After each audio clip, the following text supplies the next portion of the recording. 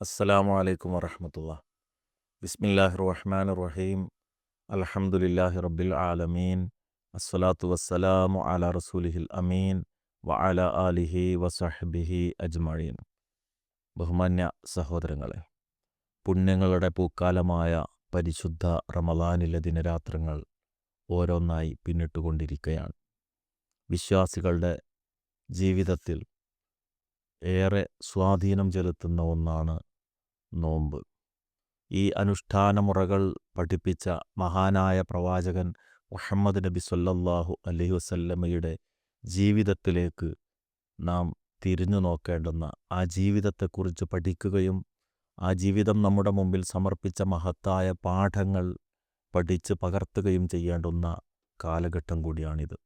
മഹാനായ പ്രവാചകൻ മുഹമ്മദ് നബി സല്ലല്ലാഹു അലൈഹി വസല്ലമ ലോകത്തെ ഏറ്റവും കൂടുതൽ വിമർശിക്കപ്പെട്ട വ്യക്തിത്വമാണ്. ഇന്നും പ്രവാചകന് നേർക്കുള്ള ആരോപണങ്ങളും പ്രവാചകനെ നിന്ദിക്കുന്ന ലേഖനങ്ങളും എഴുത്തുകളും പ്രഭാഷണങ്ങളുമെല്ലാം ലോകത്ത് ദിനേന കൂടുതൽ കൂടുതൽ നടന്നുകൊണ്ടിരിക്കുകയാണ്. പക്ഷേ മനുഷ്യവർഗത്തെ ഇത്രയേറെ സ്നേഹിച്ച, ലോകത്തിൻ്റെ മുമ്പിൽ ഇത്രയേറെ നന്മയുടെ സന്ദേശങ്ങൾ പഠിപ്പിച്ച മറ്റൊരു വ്യക്തിത്വം ഉണ്ടോ എന്നുള്ളത് പരിശോധിക്കപ്പെടുന്നില്ല പലപ്പോഴും. അതുകൊണ്ട് തന്നെ പ്രവാചക ജീവിതത്തെക്കുറിച്ചുള്ള പഠനത്തിന് ഏറെ പ്രസക്തിയുണ്ട്. മഹാനായ പ്രവാചകൻ മുഹമ്മദ് നബി സല്ലല്ലാഹു അലൈഹി വസല്ലമ ജനിക്കുമ്പോൾ അനാഥനായാണ് ജനിച്ചത്. ജനിക്കുന്നതിൻ്റെ ഏതാനും മാസങ്ങൾക്ക് മുമ്പ് പിതാവ് മരണപ്പെട്ട്, പിന്നീട് 6-ാം വയസ്സിൽ മാതാവും നഷ്ടപ്പെട്ട് അനാഥത്വത്തിൻ്റെ വേദനകൾ അറിഞ്ഞ ഒരു ബാല്യമാണ് അവിടുത്തേത്. പിതൃ സഹോദരൻ്റെ കൂടെ കച്ചവട യാത്രകൾ നടത്തി, താൻ വളർന്നു വന്ന വീട്ടിലെ കൊച്ചുകുട്ടികളോടൊപ്പം ആടുകളെ മേയ്ച്ച് പ്രയാസങ്ങൾ കടിച്ചിറക്കി ജീവിച്ച ആ മഹാൻ്റെ ബാല്യകാല ജീവിതം ഏറെ പ്രയാസങ്ങളുള്ളതായിരുന്നു. പിന്നീട് വളർന്ന് യുവത്വത്തിലെത്തിയപ്പോൾ താൻ വളർന്നുകൊണ്ടിരുന്ന, ജീവിച്ചുകൊണ്ടിരുന്ന നാട്ടിലെ സാഹചര്യങ്ങൾ, അവിടെയുള്ള ജനങ്ങളുടെ വിശ്വാസങ്ങളും ആചാരങ്ങളും അവിടുത്തെ മനസ്സിനെ വേദനിപ്പിക്കുന്നു. അതുകൊണ്ട് തന്നെ അവരിൽ നിന്നകന്ന് ഹിറാ ഗുഹയുടെ ഏകാന്തതയിൽ പ്രാർത്ഥന നിമഗ്നനായി കഴിഞ്ഞുകൂടുന്നു. ആ സന്ദർഭത്തിൽ മഹാനായ ജിബ്രീൽ അലൈഹിസ്സലാം കടന്നു വന്നുകൊണ്ട് ദൈവിക സന്ദേശം ഇഖ്റ പ്രവാചകന് കൈമാറുകയാണ്. ആ സമൂഹത്തിൽ അന്ന് നിലനിന്നിരുന്ന എല്ലാവിധ തിന്മകൾക്കുമെതിരായുള്ള മാറ്റത്തിൻ്റെ സന്ദേശം പ്രവാചകന് നൽകപ്പെടുകയാണ്. മഹാനായ പ്രവാചകൻ മുഹമ്മദ് നബി സല്ലല്ലാഹു അലൈഹി വസല്ലം ദൈവത്താൽ പ്രവാചകനായി തെരഞ്ഞെടുക്കപ്പെടുന്നു. നേരത്തെ സൂചിപ്പിച്ച പോലെ സകല തിന്മകളും നിറഞ്ഞു നിന്നിരുന്നൊരു സാമൂഹിക അന്തരീക്ഷം. സാമ്പത്തിക രംഗത്ത് പലിശയും പിടിച്ചുപറിയും, ലൈംഗിക രംഗത്ത് വ്യഭിചാരവും അതുപോലെയുള്ള ദുഷ്പ്രവർത്തനങ്ങളും, കൊല്ലയും കൊള്ളിവെപ്പും കൊലയുമെല്ലാം നാട്ടുനടപ്പുകളായി നിലനിന്നിരുന്നൊരു സമൂഹത്തിലേക്കാണ് വിശുദ്ധ ഖുർആനിൻ്റെ വചനവുമായി മഹാനായ പ്രവാചകൻ മുഹമ്മദ് നബി സല്ലല്ലാഹു അലൈഹി വസല്ലം കടന്നു വരുന്നത്. എല്ലാ അർത്ഥത്തിലും എല്ലാ വിധത്തിലും പ്രവാചകൻ അവർ എതിർത്തു, ശത്രുവായി കണ്ടു, കവിയെന്നും മാരണക്കാരനും എന്ന് വിളിച്ചു, സമൂഹത്തിൽ ഭിന്നതയുണ്ടാക്കുന്നവനെന്ന് ആരോപിച്ചു, കല്ലെറിഞ്ഞ് ഓടിക്കാൻ വേണ്ടി ശ്രമിച്ചു. എല്ലാം അവിടുന്ന് സഹിച്ചു. ആ ജനസമൂഹത്തെ 23 വർഷക്കാലം കൊണ്ട് ലോകത്തിന് മാതൃകയായ ഒരു ജനതയാക്കി മാറ്റിയെടുത്തു. ഒന്നാമതായി പ്രവാചകൻ ശ്രമിച്ചത് അവരുടെ വിശ്വാസത്തെ സംസ്കരിക്കാനാണ്. കാരണം ഏതൊരു സമൂഹവും രൂപപ്പെടുന്നത് വിശ്വാസത്തിൻ്റെ അടിസ്ഥാനത്തിലാണ്. വ്യക്തികൾ അവരുടെ പ്രവർത്തനങ്ങളെ രൂപപ്പെടുത്തുന്നത് വിശ്വാസത്തിൻ്റെ അടിസ്ഥാനത്തിലാണ്. അതുകൊണ്ട് തന്നെ സകല വസ്തുക്കളെയും ആരാധിച്ചിരുന്ന അവരുടെ ആരാധന, അവരുടെ വിശ്വാസത്തെ ഏകനായ ദൈവത്തിനു മുമ്പിൽ മാത്രം പ്രാർത്ഥനാ പ്രണാമങ്ങൾ സമർപ്പിക്കുന്ന സമ്പൂർണമായ സുവ്യക്തമായ ഏകദൈവ വിശ്വാസത്തിലേക്ക് പ്രവാചകൻ പരിവർത്തിപ്പിച്ചെടുക്കുകയാണ്. അങ്ങനെ അവരുടെ വിശ്വാസരംഗത്ത് അവരെ ബാധിച്ചിരുന്ന സകല ജീർണതകളിൽ നിന്നും സകല ചൂഷണങ്ങളിൽ നിന്നും രക്ഷപ്പെടുത്തി ചൂഷണമുക്തമായ തൗഹീദ് അഥവാ ഏകദൈവ വിശ്വാസം, ഏകദൈവ ആരാധന അവർക്ക് പഠിപ്പിച്ചു കൊടുത്തു. മരണത്തോടുകൂടി ജീവിതം അവസാനിക്കുന്നതല്ല എന്ന് ബോധ്യപ്പെടുത്തിക്കൊണ്ട് മരണശേഷം വരാനിരിക്കുന്ന വിചാരണയുടെ ഒരു ലോകമുണ്ട്. അവിടെ മനുഷ്യൻ്റെ സൽക്കർമ്മങ്ങൾക്ക് പ്രതിഫലമായി സ്വർഗവും തിന്മകൾക്ക് പ്രതിഫലമായി നരകവും നൽകപ്പെടും, വിചാരണയുണ്ട്, ശിക്ഷയുണ്ട് എന്ന് പഠിപ്പിച്ചുകൊണ്ട് ജീവിതത്തിൽ ധാർമ്മികത കാത്തു സൂക്ഷിക്കേണ്ടതിൻ്റെ ആവശ്യകത പ്രവാചകൻ ലോകത്തെ പഠിപ്പിച്ചു. ജീവിതത്തിൻ്റെ ലക്ഷ്യം പഠിപ്പിക്കുക വഴി കൃത്യമായ ഒരു ജീവിത രീതിയെ അവർക്ക് മുമ്പിൽ വ്യക്തമാക്കി കൊടുത്തു പരിശുദ്ധ ഇസ്ലാം. അങ്ങനെ മാനവികതയുടെ മുമ്പിലേക്ക് പരിവർത്തനത്തിൻ്റെ ഒരു സന്ദേശം മഹാനായ പ്രവാചകൻ പഠിപ്പിക്കുകയാണ്. ലോകത്ത് ജീവിക്കുന്ന മനുഷ്യർ അവരെല്ലാം വ്യത്യസ്ത ഭാഷകളും വ്യത്യസ്ത ദേശത്ത് ജീവിക്കുന്നവരും വ്യത്യസ്തങ്ങളായ രീതികൾ, ആചാരങ്ങൾ, വിശ്വാസ പ്രമാണങ്ങളൊക്കെ മുറുകെ പിടിക്കുന്നവരുമാണ്. എന്നാൽ മനുഷ്യരെല്ലാം ഒന്ന് എന്ന സന്ദേശം ലോകത്തിൻ്റെ മുമ്പിൽ പഠിപ്പിച്ചു മഹാനായ പ്രവാചകൻ. വിശുദ്ധ ഖുർആനിലെ വചനം അവർക്ക് ഓതിക്കേൾപ്പിച്ചുകൊണ്ട് യാ അയ്യുഹന്നാസ് ഇന്നാ ഖലഖനാകും മിൻ ദക്കരിൻ വ ഉൻസ വജഅൽനാകും ശുഊബൻ വഖബായില ലിതആറഫു എന്ന് വിശുദ്ധ ഖുർആൻ അവരെ ബോധ്യപ്പെടുത്തി. പ്രവാചകൻ അത് അവർക്ക് പഠിപ്പിച്ചു കൊടുത്തു. മനുഷ്യരെ, നിങ്ങളെല്ലാം ഒരു മാതാവിൽ നിന്നും പിതാവിൽ നിന്നുമുള്ളവരാണ്.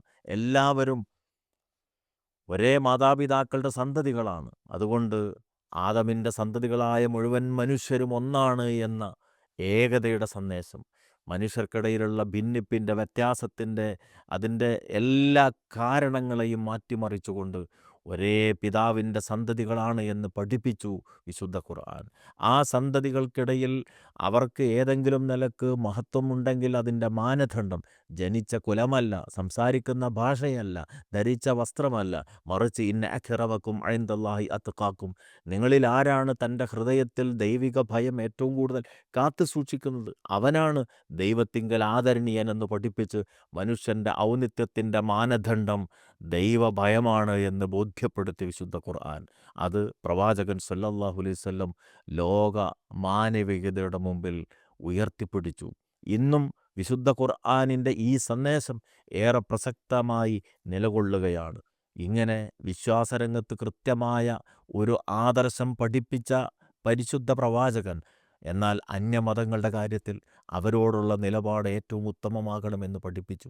വിശുദ്ധ ഖുർആനിൻ്റെ ഈ വിഷയത്തിലുള്ള ഉത്ബോധനം, നിങ്ങൾ ഒരിക്കലും തന്നെ അന്യ മതസ്ഥരുടെ ആരാധ്യ വസ്തുക്കളെ ചീത്ത വിളിക്കുന്നവരാകരുത്. അങ്ങനെ നിങ്ങൾ ചെയ്താൽ നിങ്ങളുടെ ആരാധ്യനവരും ചീത്ത വിളിക്കുമെന്ന് പഠിപ്പിച്ചുകൊണ്ട് അന്യമതസ്ഥരുടെ ആരാധ്യ വസ്തുക്കളുടെ നേർക്ക് ഏറ്റവും മാന്യമായ നിലപാടാണ് വിശ്വാസികൾ സ്വീകരിക്കേണ്ടത് എന്ന് ഉത്ബോധിപ്പിച്ചു. അതുപോലെ തന്നെ മനുഷ്യജീവൻ്റെ വില, കൊലപാതകങ്ങൾ വർദ്ധിച്ചുകൊണ്ടിരിക്കുന്ന ഒരു ലോകം, പ്രവാചകൻ്റെ അധ്യാപനം, അന്ത്യദിനത്തിൻ്റെ അടയാളത്തിൽപ്പെട്ടതാണ് മനുഷ്യവധം വർദ്ധിക്കുക എന്നത്.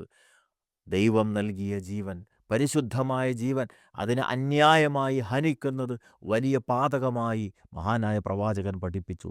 അതുപോലെ തന്നെ മനുഷ്യൻ്റെ സ്വബോധത്തെ നഷ്ടപ്പെടുത്തുന്ന ലഹരി, ഇന്നമൽ ഖംറു വൽ മൈസിറു വൽ അൻസാബു വൽ അസ്ലാം റിജ്സും മിൻ അമലി ശൈത്വാൻ, പൈശാചികമായ പ്രേരണകളിൽപ്പെട്ടതാണ്, പൈശാചികമായ തിന്മയിൽപ്പെട്ടതാണ് മദ്യവും ചൂതാട്ടവും ഉൾപ്പെടെയുള്ള തിന്മകൾ എന്ന് വിശുദ്ധ ഖുർആനിൻ്റെ വചനം പരിശുദ്ധ പ്രവാചകൻ ലോകത്തിന് മുമ്പിൽ ഓതിക്കൊടുത്തു.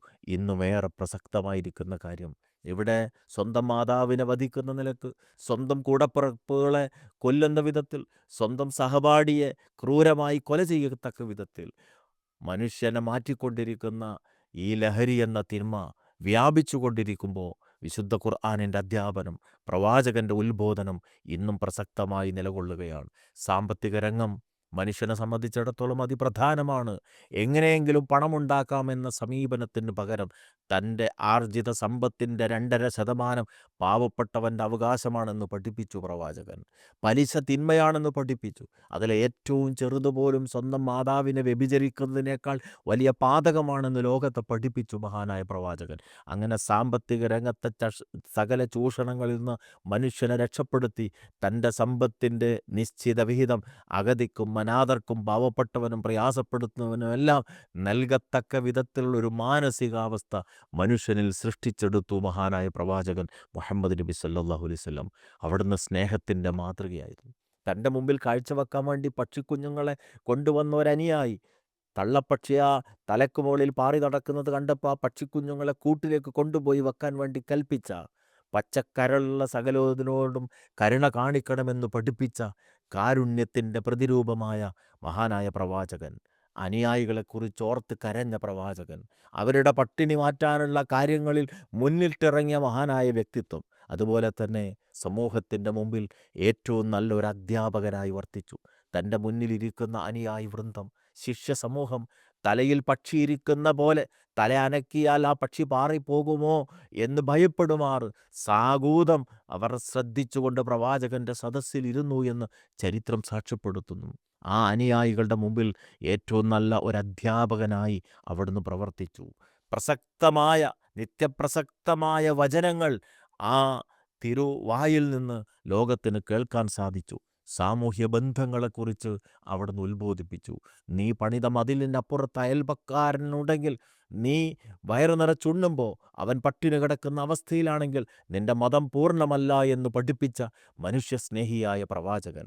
അയൽവാസി ഏതു മതവിശ്വാസിയാകട്ടെ, അവൻ്റെ പട്ടിണി നിന്റെ പട്ടിണിയാകണം, അവൻ്റെ പട്ടിണി പരിഹരിച്ചെങ്കിലേ നിന്റെ മതം പൂർണ്ണമാവുകയുള്ളൂ എന്ന് പഠിപ്പിച്ച പ്രവാചകൻ്റെ ഉത്ബോധനങ്ങൾ എന്നും പ്രസക്തമാണ്.